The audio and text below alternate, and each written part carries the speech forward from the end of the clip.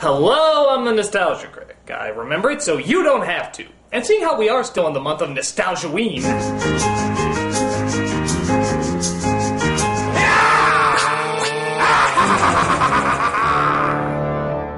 I figure we would play a little game, simply known as the Stephen King drinking game.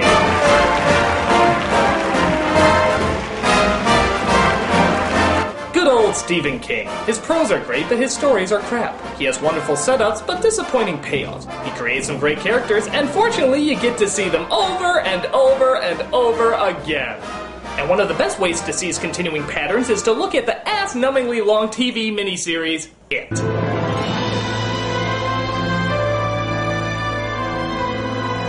Based on the Stephen King book of the same name, it is another one of those films that loves to succumb to the melodramatic cliches that always seems to make it into every one of his stories. But what really surprises me is how many people say they're actually afraid of this movie. And that's why I've invented this drinking game to calm your nerves.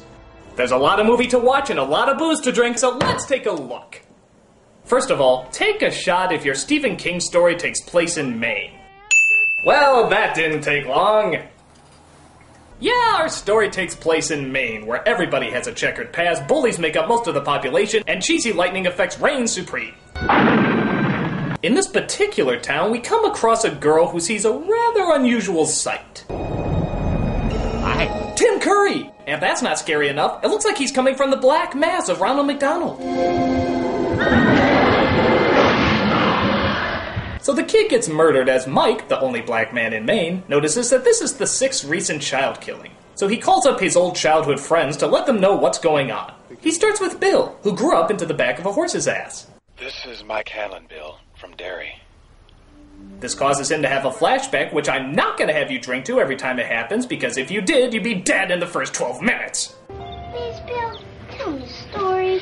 Go bug somebody else, you little cootie. I don't feel so hot. This is Bill as a young man, played by Jonathan Brandis.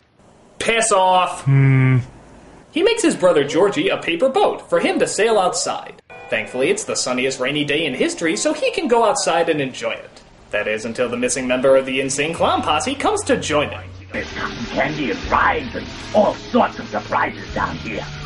And balloons, too. Do they float? Oh, yes.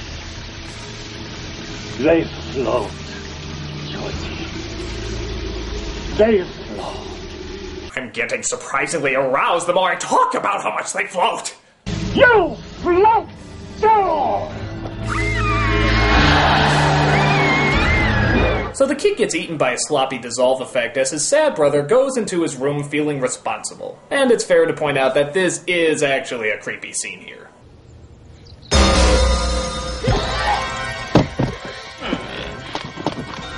The book starts to have its time of the month when Bill calls for his folks to see it. But the parents, surprisingly, don't seem to see the blood on the book. What were you doing in Georgie's room? Nothing. Dad, listen! I don't want you ever coming in here again, son. Do you understand? How dare you try to mourn the loss of your one and only brother! Cut back to the present day as grown-up Bill decides it's time to go back to Maine. Leave? Have you lost your mind? We're in the middle of making a movie. They can replace me. Yeah, if I saw Tim Curry in a clown suit, I'd probably leave production too. Oh, by the way, just to avoid future disappointment, let's take an early shot for a supernatural creature who's never given an explanation of exactly what it is or where exactly it came from. Oh, that's good letdown. Meanwhile, we cut to another childhood friend named Ben, played by John Ritter. Would you believe I used to be fat? I bet you were real cute. No, not just fat, but a regular butterball. You bet your fern I was. We used to say that as kids. You bet your fern. But I was FAT. No. Yeah. Oh, fat kids are hot. Tell me about your boy tits. Hello? Haystack, it's me, Mike. You're dead, fat boy. Okay, these flashback transitions are getting a little silly. Extreme close-up! You're dead, fat boy. Listen, it's come back. Ritter says no to his hoe on the go as he sits atop a tall building and ponders his past about being the new kid. Welcome to Derry. Thank you, Miss Douglas. Oink, oink. What a porker. Henry Bowers. You will stay for 1 hour after school every day this week. Now, report to the principal's office. You're dead, fat boy. That I'm going to allow. Threatening his life is okay, but calling him a porker is simply going too far. So Ben meets up with a girl named Beverly. They seem to hit it off pretty good, but the chorus from Grease has other ideas. I want to make sure you remember my name. I'll remember, Henry. I'll remember. How am I going to make sure? Oh, I almost forgot. Take a shot for the one-dimensional bullies that have no development or redeemable qualities whatsoever. Silly me. I thought I came across one that had some form of humanity. Now, so he loses the bullies as he comes across the kids from Stand By Me, I mean his classroom. And of course they become very good friends. But that doesn't help smooth things over with his stepfamily. Hey, Mom, listen to this. Benny's in love. Give this back. Oh, Mom, stop that! Benjamin, parents can stop that immediately, you young ruffian.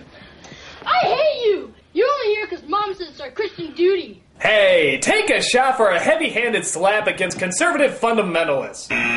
What? That doesn't count? Well, surely there's gotta be some overblown wine fest against Christianity. Oh, alright. I'll have to read another one of your stories to see that religion is evil. So Ben comes across some sort of sewer entrance where the evil clown is waiting for him. Come here, son. You'll like it down there. You'll never have to grow up. Daddy? Yes, my dear. Would I lie? They float. They all float. So the clown doesn't really hurt him or anything. He just sort of points at him and calls him fat. What a jerk.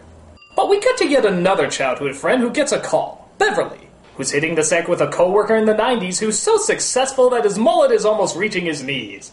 I've got to go to Maine. That was Mike Hanlon on the phone. You remember the call at work today? He's an old dear friend. I have to... Oh yeah, I forgot. Everybody in a Stephen King story is a jackass except for the insecure poet and or loser. I think that calls for another shot. Why are you all spinning?